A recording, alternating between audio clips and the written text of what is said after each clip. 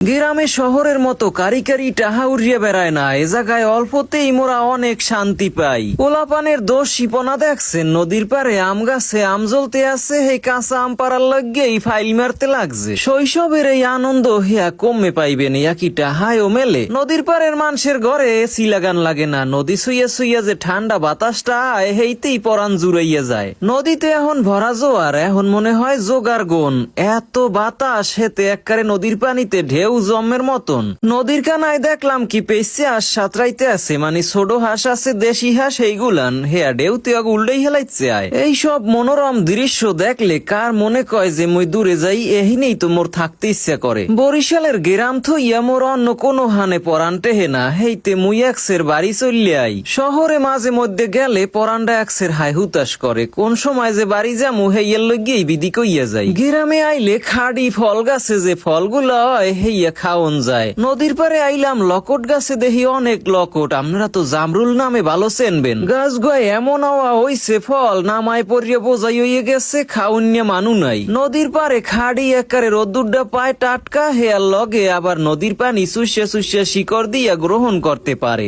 বুঝতে পারেন নদীর পার এত সুন্দর আসলে কি, এ জায়গায় কিন্তু এক পারে ভাঙ্গন আর এক পারে চর পরে। ভাঙন পরের মানুষগুলা তো অসহায় জীবন যাপন করে, কোন সময় নদী ভাঙনের কবলে হগল কিছু চলিয়া যায়। নদীর পারের গ্রামীণ পরিবেশে ঘুরিয়া বেড়াইতে আসি আমনে গো লইয়া, কেমন লাগতে আছে হেয়াও কিন্তু জানাইয়েন। ঘরের সামনে এত সুন্দর একটা লেবু গাছ থাকলে আর কি লেবু কিনে খাওয়া লাগবে, দেখেন ফলন ভালোই হইছে। এদিকে আইয়া দেখি আহারে অবস্থাটা কি, একটা ডাল ভাঙ্গে পড়িয়ে গেছে, এতে এত ফল হইছে ফলের বার আর রাখতে পারে না। ছোট মনুরা এই ফলগুলা যে বড় বড় আছে ডাঙ্গর ডাঙ্গর, হেগুলা আবার গামলা ভরতে লাগছে। আপনারা তো অনেক শুনছেন যে গ্রামের ফল গাছে অনেক ফল হয়, ডাল ভাঙ্গেও পরে, তাই হেয়ার বাস্তব চিত্র আমনে গো দেখাইলাম। লকট বা জামরুল গুলা এতটা বড় হয় না, একারে ছোট ছোট, হেয়ার বাড়ি রাখতে পারে না, ভাঙ্গে পড়িয়ে গেছে ডালটা। ছোট মনুরে হের মায় আবার ভাত খাওয়াইতে আছে আন্ডা ভাজা দিয়া। কত বড় ডালটা একারে ভাঙ্গে পড়লে ওজনের ঠেলায়। এদিকে দেখতে আসি এক গামলা হইয়া গেছে দেখি জামরুল গুলান,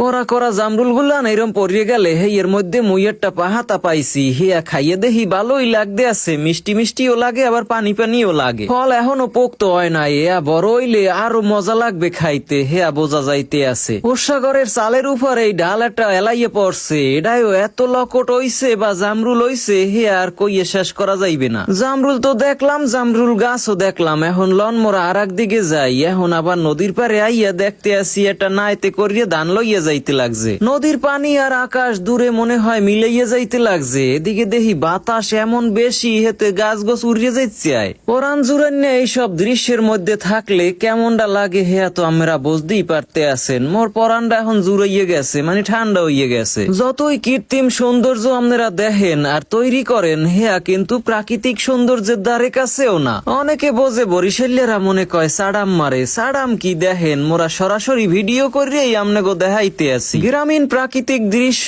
আর জনজীবন সম্পর্কে আমনেগো ভ্লগে কত কিছুই না দেখাই। আরো সুন্দর সুন্দর গ্রামীণ ভ্লগ দেখতে চাইলে মোর নিয়াজ নামের এই পেজটা ফলো করিয়া উৎসাহ দেবেন। ভরা নদীতে এত বাতাস যে নৌকাও চলাচল করতে অনেক কষ্ট হয়। গ্রামে যারা বসবাস করে হেরা আর যাই হোক ডিপ্রেশনে ভোগে না, কারণ এত সুন্দর প্রকৃতি দেখলে মন প্রাণ ভালো হইয়া যায়। দূরে যারা আছেন হেগোলজ্ঞা মুই গ্রামের ভ্লগার আছি, আমনেগো মন প্রাণ ভালো করিয়া দিমু ভ্লগ ভিডিও দেখাইয়া। ভালো থাকেন হগলডি, দেখা হইবে আগামী ভ্লগে।